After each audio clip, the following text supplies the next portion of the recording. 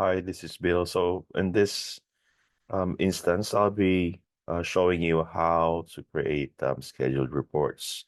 So in ServiceNow, you could send reports using email in different formats.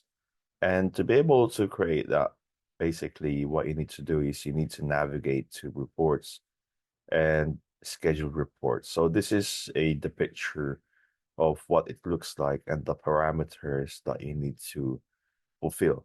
Right. And as we move forward, these details are mandatory that you need to fill out and be able to make sure that you manage to basically create the report successfully.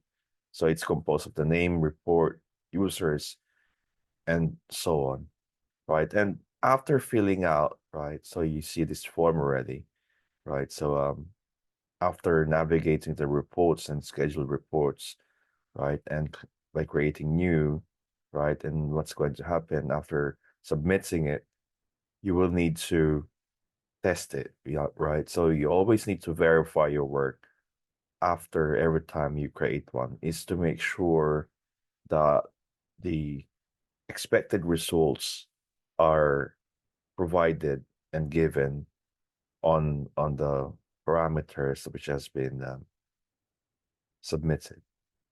So on the note, so the details on this guide, make sure that you always read the developer tips, right? So this is the best practices, which is mentioned, right? And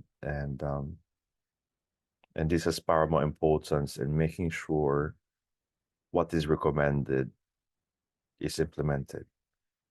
Thank you so much for watching. I'll see you on the next lesson.